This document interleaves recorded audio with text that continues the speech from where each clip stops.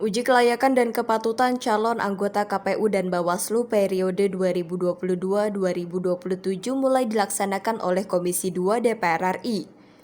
Ketua Komisi 2 DPR RI Ahmad Doli Kurnia menjelaskan, ada 5 kriteria yang harus dipenuhi oleh para calon anggota KPU dan Bawaslu periode 2022-2027.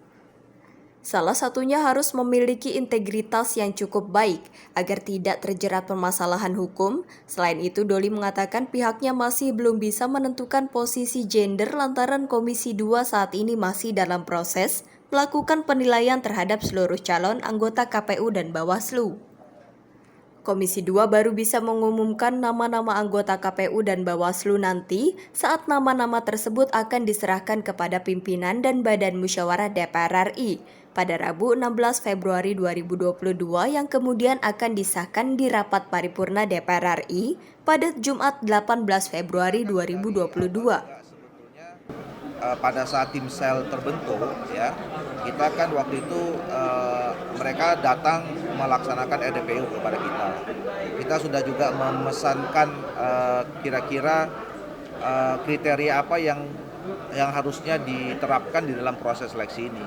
Ya, ada beberapa dan ini juga yang sampai sekarang pasti akan jadi pegangan kita di Komisi 2. Yang pertama adalah kita berharap supaya semua penyelenggara nanti yang terpilih itu adalah orang-orang yang memang sudah teruji secara mempunyai integritas yang cukup baik, ya. Karena kan kita melihat selama ini bahwa ternyata masih ada saja penyelenggara yang terjebak masalah hukum. Bahkan yang kemarin terakhir bukan tingkat di kabupaten, kota, dan provinsi, tapi juga di tingkat KPU RI. Gitu. Nah, tentu itu kan memprihatinkan kita semua. Nah, sehingga nanti kita berharap ke depan bukan hanya KPU RI tapi seluruhnya. Tapi kita mulai dari di hulunya kan. Kalau KPU RI-nya mempunyai integritas yang cukup baik, mudah-mudahan ke bawahnya juga bagus. Yang kedua adalah orang-orang yang mempunyai pemahaman tentang kepemiluan, ya, baik dari segi filosofis, konsepsional, regulasinya, kemudian sampai hal-hal yang teknis tentang kepemiluan itu. Sehingga memang mereka tidak tidak keteteran gitu dalam melaksanakan, apalagi pemilunya nanti kan pemilu yang cukup kompleks gitu. Nah, yang ketiga adalah bagaimana mereka itu adalah orang-orang yang mempunyai atau bisa menerapkan leadership dan pola komunikasi yang proporsional. Yang saya maksudkan proporsional adalah tidak mungkin mereka tidak komunikasi dengan partai politik, tidak mungkin mereka tidak komunikasi dengan pemerintah, apalagi anggarannya kan jadi pemerintah gitu.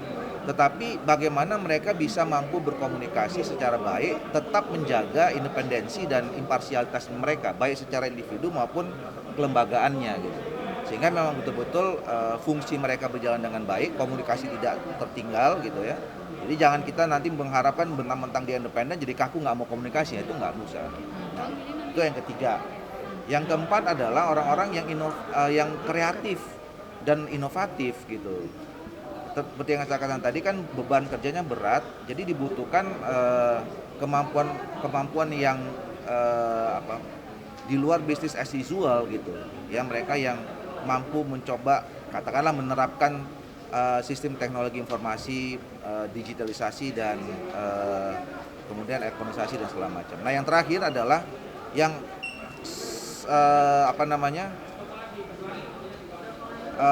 sehat, ya, yang kuat, orang-orang yang kuat secara fisik dan mental gitu ya.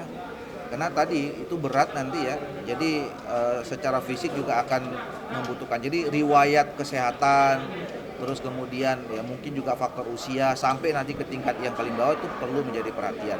Dari Jakarta, Sri Dewi Andayani, Andi Rezaldi melaporkan untuk Sinpo TV.